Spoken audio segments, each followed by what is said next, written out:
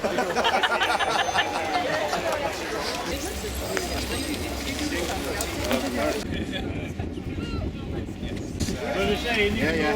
It depends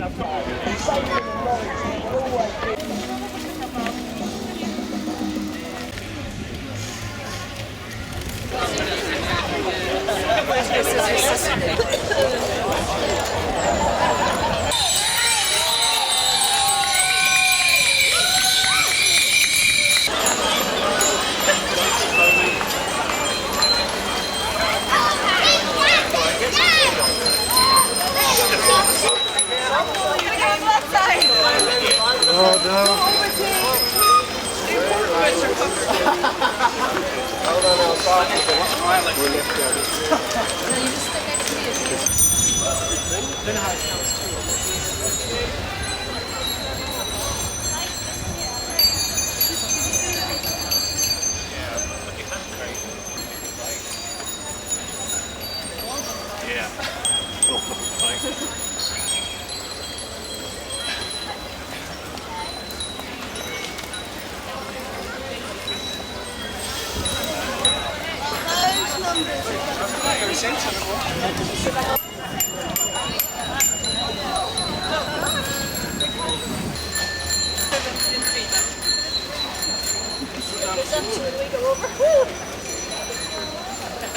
I think it's just missing a lot of us out now, unfortunately.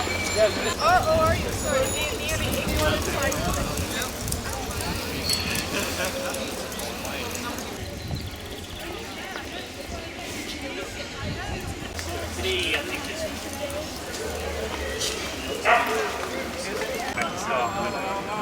Putting a load of good cycle lane along roads that don't need it.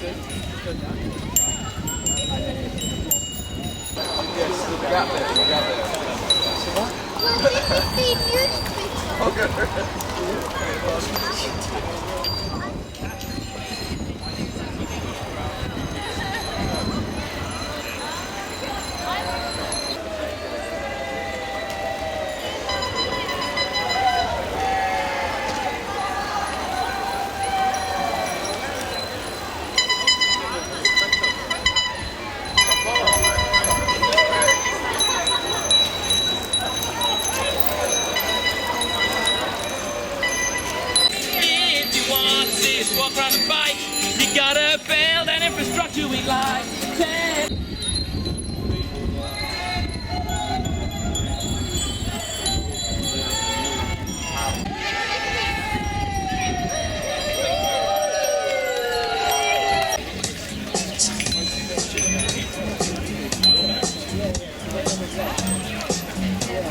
Speeches, not just from the MSPs and the politicians, and it's for the speeches for some children. The waivers are coming in. Don't forget to ring your bells.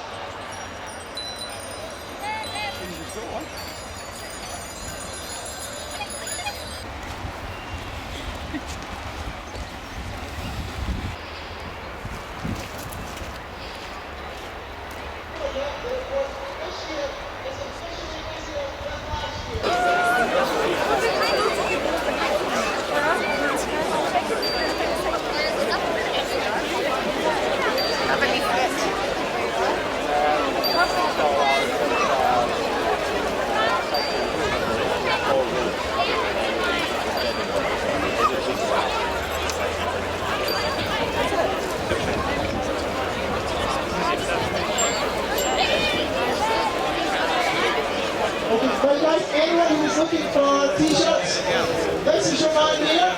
There's a few more that will be picked up.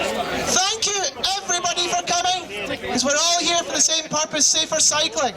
Wonderful mix of people, boys, girls, mums, dads, babies, kids, everybody's here, and lots of different shapes of bikes. Today, we have some of the most important people here in the country today. And I'm not talking about the politicians, of course. I'm talking about children.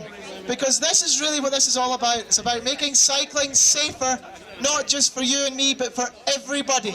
It's for getting safer cycling for folk who at the moment would love to cycle but can't cycle.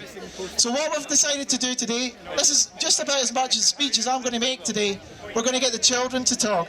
So if you bear with me for a few seconds, we've got Daniel here who's going to speak to you.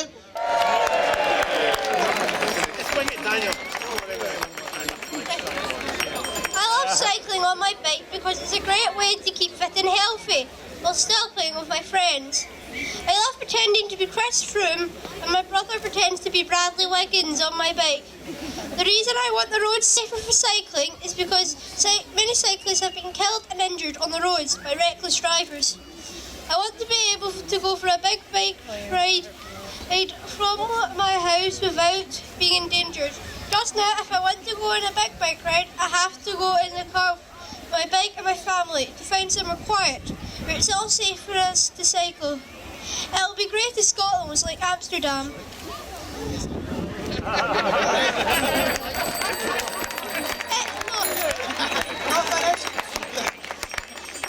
It's normal for children to cycle to school or cycle to go and see their friends.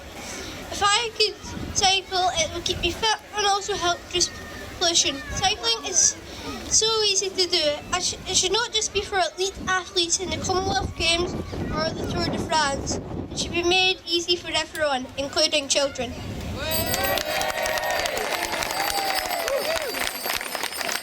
Well done, Daniel. Okay, next up, I think it is Kyle. Yeah, go me. I'm going to stop. I love to cycle, but I can't cycle as much as I want because the roads aren't safe. But thanks to Pedal Parliament and its supporters, you lot.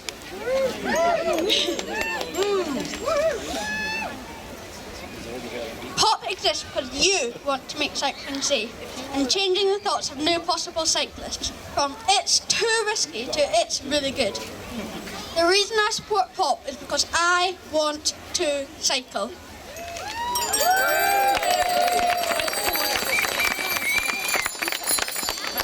Cycling down the Royal Mile today, I thought to myself, this is how cycling should be.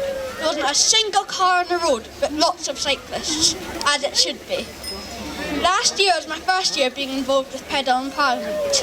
I think the government should give us cyclists what we need. Cycle paths separate from the pavement and road. Easy. Thanks for listening. Well done, well done. Very well said. So, next up, we have the Minister for Transport, Keith Brown. And the philosophy in Amsterdam, which is that the bike is king and the car is the guest, is a very strong philosophy for us to take here. But in order to do that, we have to affect driver behaviour as well. And that's why I believe the elements of money we're spending on making sure people change the culture is extremely important. Whether it's Give Me Cycle Space, the Nice Way Code, which I know some people have criticised, I'm unapologetic for that. It's simply the case on these social marketing initiatives, whether in the past it was drink driving or whether it was using your seatbelt. These things take time to change the behaviour of drivers, and I think it's extremely important that we do that. It's not as tangible right away because it takes time, but it's very important. And the bottom line, and I think having spoken to Mrs McNichol, who you'll hear from shortly, who's obviously been bereaved as well in terms of cycle deaths, we have to get the cycle deaths down. I understand that point. We have to have the same ambition as the Scandinavian countries to drive towards zero cycle deaths. And of course, a byproduct of that is that far more people will cycle. This has been mentioned by some of the children here today as well. The health benefits of that are huge, which is why, where I started, we have the health minister involved in this as well. This government is extremely committed to active travel. We've committed more than any previous government, but I perfectly understand there is more to do, and listening to you, working with you, I'm sure we can achieve that together. Thank you.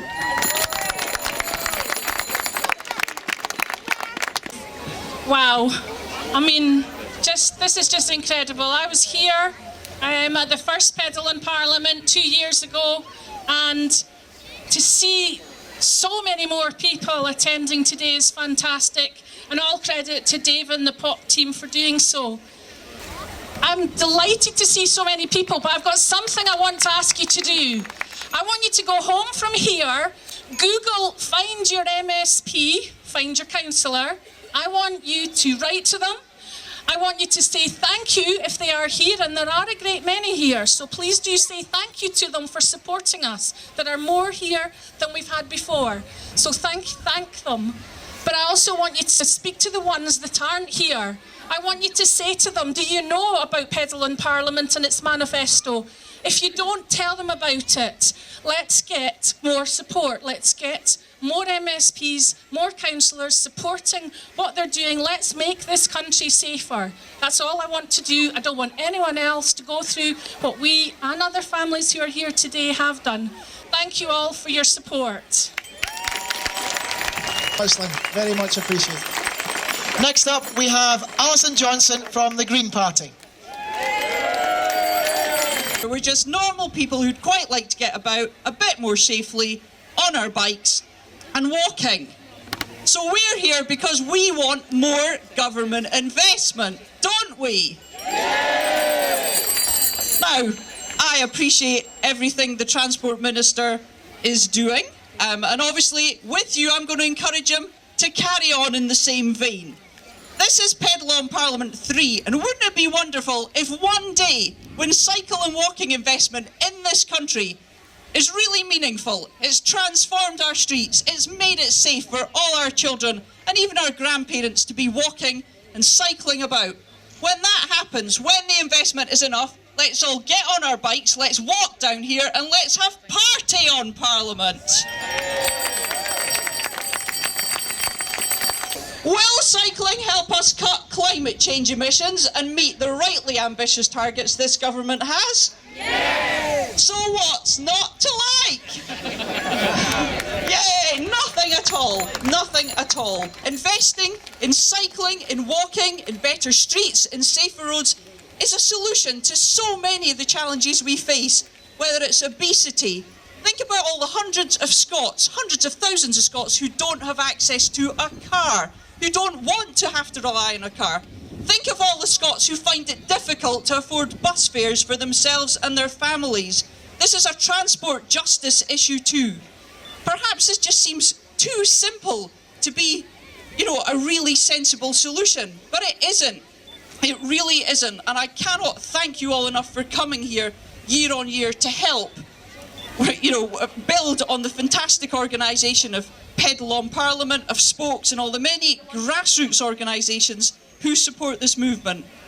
I do want to end on a very, very positive note, so I'd just like to thank all those who've organised this event. I will come here every year until I see the situation change in Scotland for the better. Thank you all. Enjoy the rest of the afternoon. Thank you very much, Alison. Very good. Next up, we have Willie Rennie from the Lib Dems. If every politician was to experience what you have experienced today, cycling into Edinburgh, perhaps the budget would be a little bit bigger. I think it would be a lot bigger than it is.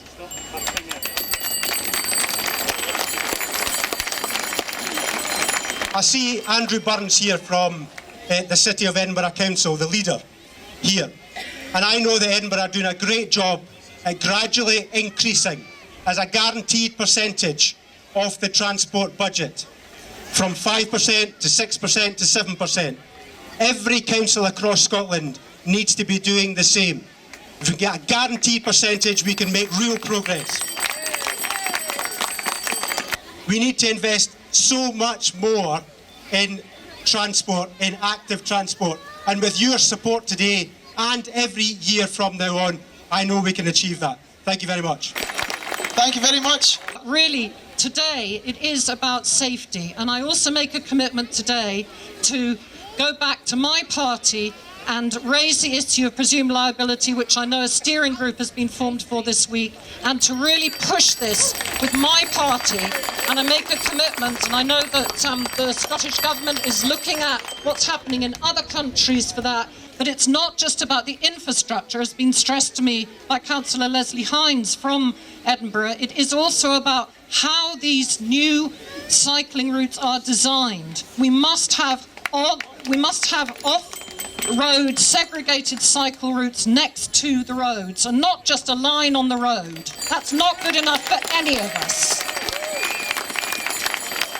And I really believe very strongly that it's about education. But of course, it's not just education for cyclists, it's education for all road users. And I really begin to wonder whether we should actually have something more robust within the driving test for vehicle drivers to actually say, just think about the vulnerability of people who are not in a killer machine, and it's as simple as that. So those issues are important as well. This is about, as I started by saying, transformational change that all the parties must buy into in their next manifestos, and the way that you can do that is go back and say to your MSPs, especially the ones who haven't been able to get here today or don't make it a priority, of which there are still some, that this really matters and it's about a good quality of life for the whole of Scotland, urban and rural. Thank you. Last politician today. I'm an optimist.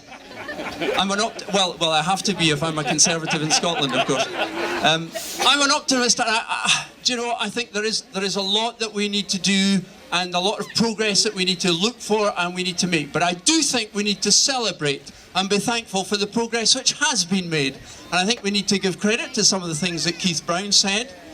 We've already talked about what Edinburgh Council has done, and we as Conservatives have very much been supporting the progress that there has been within Edinburgh. Chris Oliver from Roadshare. Is to have a careful think about your views on presumed liability and let us know. We've got a Twitter feed at Roadshare, we've got a Facebook page. Please come along and like us and join us and help us with this, because this is going to be a massive flotilla that we need to get together to make presumed liability work in Scotland. So please support me. Thank you. Give a huge cheer to the top team.